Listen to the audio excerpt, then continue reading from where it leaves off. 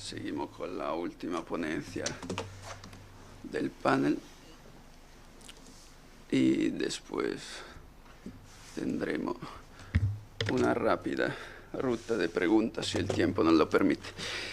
Y en esa comunicación se habla de comunicación educativa y de cyberbullying. Tenemos que empezar del estado del arte muy claro para todo, que no, tenemos muchísimas preguntas sobre el tema, pero todavía si empezamos a buscar respuesta, tenemos muchísimas respuestas, a veces demasiadas. ¿Qué significa? Que nosotros, como estaban adelantando los otros ponentes de la mesa, estamos en un entorno que nos facilita respuesta a través de herramientas tecnológicas que hasta ahora han existido, como el libro, por ejemplo, que ya a diario, cada día se utiliza menos porque se piensa, ¿no?, que a nivel digital no se permita tener un nivel de información mejorativo o mejor de alguna forma, cuando deberíamos tener en cuenta la posibilidad de integrar, más que intentar simplemente y exclusivamente mejorar las herramientas o mejorar los soportes. ¿Por qué? Porque nosotros pertenecemos a un entorno. Aquí unos datos los he dejado en italiano porque además que ese es un congreso de interculturalidad. Mi idioma es italiano y así aprovecho por... Pero es que os traduzco rápidamente cuál es el problema, porque yo hice las transparencias de que quisiendo terminar con los datos sobre el ciberbullismo y durante esta mañana me pensé, no, mejor empezar con el final. Y así, dado que también el tiempo es poco, elegí bien. Y entonces, según ese estudio de Microsoft Digital Civility Index, es importante entender que desde un análisis sobre adolescentes de 13-17, adultos 18-74, en 14 países, el 65% de los entrevistados ha sido víctima, al menos de uno de los principales peligros que se han considerado, ¿no? Contactos indesiderados, pensamos a las redes, 43%, molestias, 41%. Más de la mitad, 51%, ha encontrado una persona amenazada. Más del 58% hace parte de otras edades, más jóvenes todavía. 2 de 3 jóvenes han declarado haber tenido experiencia directa o indirecta de cyberbullying. 2 de cada 3.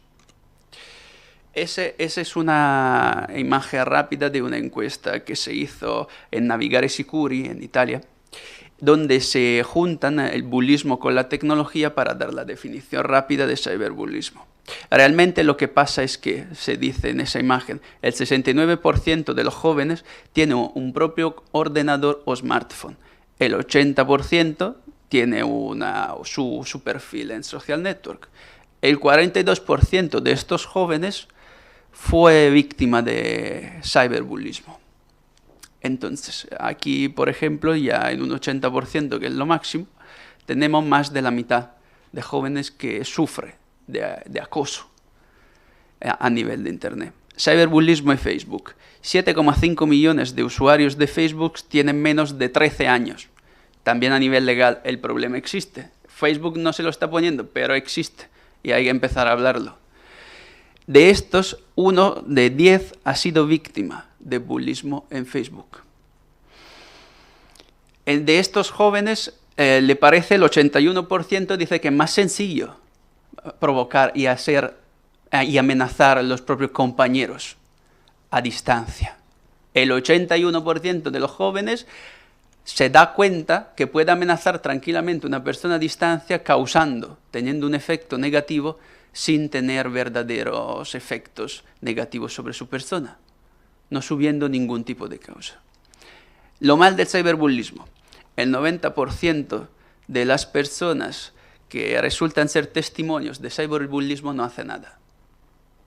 Aunque sea a distancia, sea por internet, quien lo ve, quien sabe que se está haciendo en ese momento, no obstante exista la distancia y la invisibilidad de la persona que podía declarar que se está cumpliendo esa amenaza, ese acoso, no hace nada. Exclusivamente 2 de 5 jóvenes que son víctimas de cyberbullismo lo dice a sus padres. 2 de 5, entonces aquí también tenemos una mayoría de jóvenes que no lo dicen ni a los padres. Empezando de esto, hago rápidamente unas reflexiones, aprovechando del tiempo, por cómo hemos llegado a ese nivel, a ese problema tan grande, porque nosotros hablamos de los aspectos positivos de la tecnología, y tenemos que hablar de los aspectos positivos de la tecnología, pero necesitamos tener en cuenta cuántos son los aspectos negativos. Y en ese caso, la negatividad consigue superar la positividad. Nosotros necesitamos volver a tener en cuenta autores como Bauman, Morin o el filósofo surcoreano Han, que está publicando muchos libros sobre los temas, los cuales han enfocado sus teorías sobre la complejidad del pensamiento y la creciente dificultad en relacionarse con los demás, con nosotros mismos y con el entorno en general, como nos adelantaba también el doctor Baldacci esta mañana. La frenesía, las luces continuas e intermitentes, las categorizaciones de las tecnologías electrónicas han distraído y siguen creando problemas en el acto educativo, así como en la acción pedagógica. ¿Qué significa? Que claramente nosotros estamos siempre más abstractos de la novedad. Eso no es un problema de ahora, lo sabemos. Tenemos unos cuantos referentes a nivel filosófico que nos digan que la novedad no es lo que nos atrae. Pero ¿qué está pasando? A nivel empresarial, lo que nos vincula a la herramienta electrónica es la luminosidad. Porque el libro electrónico, aunque tenga tinta electrónica, no tiene el mismo éxito de una pantalla de ordenador, porque es más oscuro. Fundamentalmente, a nivel óptico, no consigue atraernos en el uso, porque al final lo que se intenta reproducir es el uso de una página de papel. Entonces decimos, si no hay avance, ¿para qué? Esa es la primera pregunta, que puede ser correcta o no, y según lo que opino no, respecto a ese tipo de tecnología. Y por estas razones necesitamos formar docentes capaces de estimular a la complejidad a través de las tecnologías, finalizados al logro del pensamiento crítico divergente, como decía Sean, reflexivo. ¿Cuál es el tema fundamental de todo eso? Es que nosotros sabemos cómo utilizar las tecnologías, pero a veces no conseguimos transmitirlo a nuestros estudiantes. ¿Por qué? Porque nosotros sabemos bien cómo funciona, pero a veces no conseguimos transmitir a nivel más sencillo el uso de una determinada herramienta. Como afirmaba Durkheim, el objeto de la educación no es dar al estudiante una cantidad cada día mayor de conocimiento, sino es el de construir en él un estado interior profundo que oriente el ánima hacia un sentido definido, no exclusivamente en la infancia, sino durante toda la vida. Entonces, nosotros no necesitamos a diario más informaciones, necesitamos una calidad informativa que a nivel electrónico no conseguimos recibir. Quien sabe filtrar las imágenes en Internet sabe cómo encontrar las informaciones correctas, aunque existan partes de la realidad virtual que no son accesibles para todos. Espacios que a diario parecen más interesantes, ¿no?, del Internet oculto, del dark web y otros. Según el pensamiento del pedagogista Freire, debemos ir hacia los estímulos para entenderlos, en cuanto abstracto, dado que es evidente la problematicidad del saber reconocer e identificar. Entonces no conseguimos reconocer verdaderamente una herramienta hasta que no sabemos para qué utilizo, podemos emplearla. Nosotros sí le decimos que una herramienta se llama pantalla, ordenador, lo que sea, pero solamente después que sabemos y alguien nos explique cómo utilizarla verdaderamente, conseguimos el logro complejo de entender a qué sirve o de qué forma podría utilizarse una determinada herramienta. Nosotros utilizamos herramientas, pero no es suficiente escribir en Word o hacer un blog o hacer algo más que nos permite el Internet hacerlo de forma más sencilla, sin trabajar los códigos. Una herramienta electrónica se fundamenta sobre códigos informáticos y muchas veces los desconocemos. Así que esto hace parte de toda una profundización comunicativa necesaria en la escuela y nosotros no podemos reducir un lenguaje complejo y específico en un espacio de libre interpretación. Así que necesitamos volver al dominio de nuestras posibilidades y competencias comunicativas profundizando la parte informática en cuanto decidamos de entrar en el bosque de la narración profunda del web.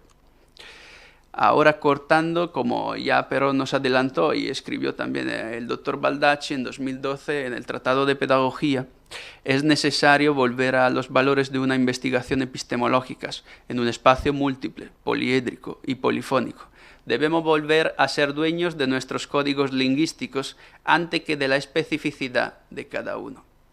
En estos lugares y en esta época del Internet profundo, oculto y oscuro, donde las conexiones se sobreponen a la realidad, es fundamental que cada persona, en breves tiempo, consiga reapropiarse del ser un seres vivientes, que su existencia tanto en la realidad como en la virtualidad, porque no son dos partes separadas. Y en estos lugares de la virtualidad muchas veces se fomenta el acoso, dado que tiene una doble cara, la concreta o analógica y la intangible o la virtual.